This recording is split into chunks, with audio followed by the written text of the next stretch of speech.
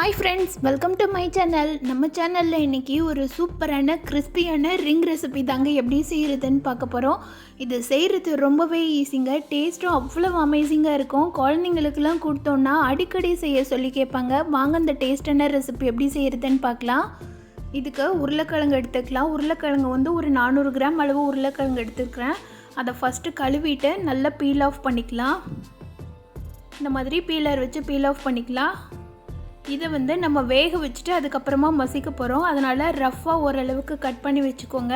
நீங்கள் கட் பண்ணலை, நாங்கள் டைரெக்டாக குக்கரில் வச்சு வேக வைக்கிறதுனாலும் வேக வச்சுக்கலாம். குக்கரில் வச்சு வேக வச்சிங்கன்னா ஒரு 4லேருந்து 5 விசில் விட்டுடுங்க. அது மாதிரி குக்கரில் வேக வைக்கும்போது உருளைக்கிழங்கை 2ஆக கட் பண்ணி போட்டுட்டு வேக வச்சிங்கன்னா தான் மசிகிற அளவுக்கு நல்லா வெந்து வரும். இப்போ உருளைக்கிழங்கு எல்லாத்தையுமே கட் பண்ணிட்டேன். இந்த மாதிரி கொஞ்சம் பெரிய சைஸாகவே கட் பண்ணி எடுத்துக்கோங்க. அப்போ தான் நம்மளுக்கு மசிக்கிறதுக்கு கொஞ்சம் ஈஸியாக இருக்கும். ரொம்ப குட்டியாக கட் பண்ணிங்கன்னா தண்ணியோட கரைஞ்சி போயிடும் வேக வைக்கும்போது. இப்போ கிழங்கு முங்குற அளவுக்கு தண்ணி ஊற்றி வேக வச்சிடலாம். இந்த மாதிரி நுரைச்சி வந்துருச்சுனாலே கிழங்கு நல்லா வெந்துருச்சுன்னு அர்த்தம். கிழங்கு வேகிறதுக்கு பார்த்திங்கன்னா ஒரு 5லேருந்து 7 நிமிஷம் வரைக்கும் தாங்க ஆகும். நம்ம நார்மலாக இந்த மாதிரி கட் பண்ணி போட்டுட்டு வேக வச்சோன்னா ஒரு 7 நிமிஷத்துலேயே கிழங்கு நல்லா வெந்து வந்துடும். இப்போ ஸ்டவ் ஆஃப் பண்ணிட்டேன். ஒரு கரண்டியில் எடுத்து லைட்டாக நசுக்கி பார்த்திங்கன்னா நல்ல சாஃப்டாக பஞ்சு மாதிரி நசிஞ்சு வரணும். இந்த மாதிரி நசிஞ்சு வந்தால் தான் நம்ம செய்கிறதுக்கு கரெக்டாக இருக்கும். இதெல்லாத்தையும் வேறு ஒரு பாத்திரத்தில் தண்ணியை ஃபில்ட்ரு பண்ணிவிட்டு மாற்றிக்கலாம். இந்த தண்ணியை வந்து வேஸ்ட் பண்ணிட வேண்டாம். நீங்கள் ஃபேஸ் பேக் போடுறதுக்கு இதை யூஸ் பண்ணிக்கலாம். ஸ்கின்னோட டார்க் ஸ்பாட்ஸ் எல்லாம் ரிமூவ் ஆகிட்டு நல்லாவே சாஃப்டாக இருக்கும். இது கூட கொஞ்சமாக கடலை மாவு கலந்துட்டு யூஸ் பண்ணிங்கன்னா நல்லாயிருக்கும். இப்போ இது அந்த மாதிரி ஒரு அகலமான கரண்டியோ இல்லை மத்தோ வச்சு நல்லா மசிச்சுக்கோங்க. நல்லா மசிச்சு வரணும். கொஞ்சம் கூட கெட்டி இருக்கக்கூடாது. நீங்கள் குக்கரில் வேக வச்சு செய்கிறத விட இந்த மாதிரி செஞ்சிங்கன்னா வேலை சீக்கிரமே முடிஞ்சிடும். அதே நேரம் மசிக்கிறதுக்கு பதிலாக கரண்டி வச்சு தாங்க மசிக்கணும். மிக்சியில் போட்டு மசிச்சிட்டிங்கன்னா ரொம்ப தண்ணி விட்ட மாதிரி ஆகிடும். ரொம்ப கொல கொலன்னு வந்துடும். அது வந்து கரெக்டான கன்சிஸ்டன்சியில் இருக்காது. நீங்கள் கரண்டி வச்சு மசிச்சா தான் கரெக்டாக இருக்கும். இது கூட ஒரு 3 தண்டு அளவு ஸ்ப்ரிங் ஆனியன் எடுத்துக்கலாம். வேர் பகுதியெல்லாம் கட் பண்ணிவிட்டு அந்த ஒயிட் கலரில் இருக்குல்ல அதையும் க்ரீன் கலரில் இருக்கிற தண்டையும் சேர்த்து கட் பண்ணி எடுத்துக்கலாம். அந்த லீஃப் எல்லாத்தையும் நல்லா கட் பண்ணிக்கோங்க. நான் வந்து ஒரு 3 ஸ்ப்ரிங் ஆனியன் எடுத்துருக்கிறேன்.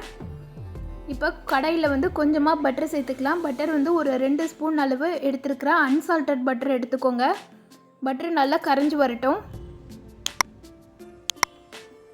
பட்டர் கரைஞ்சி வந்தோடனே ஒரு 5லேருந்து 6 பல் பூண்டை 1-2 நறுக்கிட்டு வச்சுருக்கிறேன். அதாவது மைன்யூட் சாப்பாக நறுக்கிட்டு வச்சுருக்கிறேன். அதை வந்து பட்டர் கூட சேர்த்து நல்லா வதக்கிடலாம். பூண்டோட பச்சை வாசனை போகிற வரைக்கும் நல்லா கிளறி விட்டுக்கோங்க. ஒரு 1 நிமிஷத்துக்கு நல்லா கிளறிடுங்க. பூண்டு நல்லா வதங்கி வந்தோடனே ஒரு 1 டம்ளர் அளவு தண்ணி சேர்த்துக்கலாம்.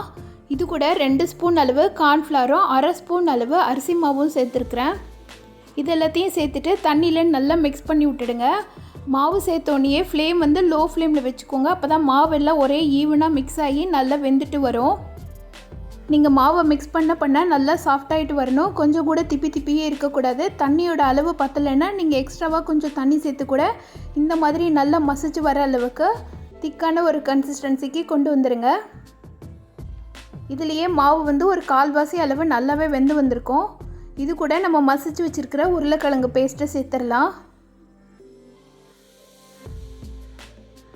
இதுக்கு தேவையான அளவு உப்பு சேர்த்துக்கோங்க. இதில் வந்து நான் இன்றைக்கி காரம் சேர்க்காம தான் செய்கிறேன். உங்களுக்கு காரம் வேணும் அப்படின்னா கொஞ்சமாக சில்லி பவுடரோ இல்லை சில்லி ஃப்ளேக்ஸோ ஆட் பண்ணிக்கிட்டிங்கன்னா கொஞ்சம் ஸ்பைசியாக இருக்கும். குழந்தைங்களுக்கு கொடுக்குறதுனால நான் காரம் சேர்க்கல. உங்களுக்கு காரம் வேணும்னா எக்ஸ்ட்ராவாக காரம் சேர்த்துக்கலாம். இப்போ உப்பு சேர்த்துட்டு ஒரு முறை நல்லா மசிச்சு விட்டுடுங்க. மாவும் உருளைக்கிழங்கும் நல்லா மிக்ஸ் ஆகி வரணும். இப்போ ஸ்டவ்வில் இருந்து இறக்கிட்டு ஒரு 5 நிமிஷம் ஆற வச்சிங்கன்னா கை பொறுக்கிற சூடுக்கு வந்துடும். இது வந்து இந்த மாதிரி ரோல் மாதிரி பண்ணிக்கோங்க. கையில் கொஞ்சமாக எண்ணெய் தடவிக்கிட்டு இந்த மாதிரி திரட்டி எடுத்திங்கன்னா கையில் வந்து ஒட்டாமல் வருங்க. அடியில் பிளாஸ்டிக் பேப்பர் ஏதாவது போட்டுக்கோங்க. அப்படி இல்லைன்னா கிச்சன் டாப்பில் கொஞ்சமாக மாவை தூவிட்டு அதுக்கு மேலே வச்சு பண்ணிங்கனாலும் ஒட்டாமல் வரும். நீங்கள் பிளாஸ்டிக் பேப்பரில் வச்சு செய்திங்கன்னா கரெக்டாக இருக்கும். மீதம் இருக்கிற மாவையும் இந்த மாதிரி சின்ன சின்ன ரோலாக உருட்டிட்டு நல்லா சர்க்கிள் மாதிரி ஒட்டி எடுத்துட்டிங்கன்னா நல்லா ஈஸியாக ஸ்டிக் ஆகிக்கும். எண்ணெய் வந்து மீடியம் ஹீட்டில் இருக்கணும். இப்போ நம்ம ரெடி பண்ணி வச்சுருக்கிற ரிங்ஸ் எல்லாம் இந்த எண்ணெயில் போட்டு பொரிச்சு எடுத்துடலாம். எண்ணெய் வந்து ரொம்ப ஹை ஃப்ளேமில் இருந்ததுன்னா சீக்கிரமே கருகிடும். அதனால் மீடியம் ஃப்ளேம் லோ ஃப்ளேம் ரெண்டுலேயும் மாற்றி வச்சு பொரிச்சிடுங்க. அப்போ தான் ஒரே ஈவனாக பொரிஞ்சு வரும். நீங்கள் ஃப்ரெஞ்ச் ஃப்ரைஸ்லாம் செய்கிறதுக்கு பதில் இந்த மாதிரி செய்து கொடுத்தீங்கன்னா பசங்களுக்குமே ரொம்ப இன்ட்ரெஸ்ட்டாக இருக்கும். ஃப்ரெஞ்ச் ஃப்ரையுமே ரொம்ப விரும்பி சாப்பிடுவாங்க. அதை கொஞ்சம் டிஃப்ரெண்ட்டாக செய்கிறதுன்னு நினச்சிங்கன்னா இந்த மாதிரி செய்து கொடுங்க.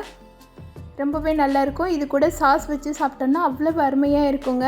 நான் இன்றைக்கி காரம் போடாமலே செஞ்சுருக்கிறேன். அதுக்கே டேஸ்ட் அவ்வளவு சூப்பராக இருந்தது. நீங்கள் கொஞ்சமாக சில்லி பவுடரோ இல்லை சில்லி ஃப்ளேக்ஸோ போட்டு செய்திங்கன்னா இன்னுமே டேஸ்ட் அருமையாக இருக்குங்க. இது வேகிறதுக்கு பார்த்திங்கன்னா குறைஞ்சது ஒரு 3 நிமிஷத்துலேருந்து 5 நிமிஷமாக தான் ஆகும். ஸ்லோ குக் பண்ணால் தான் நல்லா கிறிஸ்பியாகவும் வரும். எல்லா பக்கமும் நல்லா வெந்து வரும். இல்லைன்னா உள்ளே வந்து மாவாக இருக்கும். வெளியில் சீக்கிரமே வெந்துட்டு கறியிடும். உள்ளே மாவாக இருக்கும். அதனால் ஸ்லோ குக் பண்ணுங்கள். அப்போ தான் கரெக்டாக வரும். பார்த்திங்கனாலே தெரியும் நல்லா எவ்வளவு கிறிஸ்பியாக இருக்குதுன்னு சொல்லிட்டு. ஈவினிங் டைமில் வீட்டில் குழந்தைங்க ஸ்நாக்ஸ் ஏதாவது கேட்டாங்கன்னா இந்த மாதிரி சட்டுன்னு செய்து கொடுக்கலாம். அதுவும் இந்த மாதிரி ரிங்காக செய்து கொடுக்கும்போது பசங்களுக்குமே கொஞ்சம் இன்ட்ரெஸ்ட்டாக இருக்கும் சாப்பிட்றதுக்கு. அவ்வளோதாங்க, சூப்பரான ஸ்நாக்ஸ் கிறிஸ்பி பொட்டேட்டோ ரிங்ஸ் நம்ம ரெடி பண்ணிட்டோம். பாருங்கள் எவ்வளோ கிறிஸ்பியாக இருக்குன்னு. இது கூட கொஞ்சமாக சாஸ் தொட்டுட்டு சாப்பிட்டோன்னா அவ்வளோ டேஸ்ட்டாக இருந்ததுங்க. வெளியில் நல்லா மொறுன்னு உள்ளே நல்லா சாஃப்டாக டேஸ்ட்டான இந்த பொட்டேட்டோ ரிங்ஸை நான் சொன்ன மெத்தடில் நீங்களும் உங்கள் வீட்டில் செய்து பாருங்கள். செய்து பார்த்துட்டு எப்படி இருந்துச்சுன்னு சொல்லிவிட்டு எனக்கு கமெண்ட் பண்ணுங்கள். இந்த வீடியோ பிடிச்சிருந்ததுன்னா இந்த வீடியோக்கு லைக் பண்ணி சேனலை சப்ஸ்கிரைப் பண்ணிவிடுங்க. தேங்க்யூ.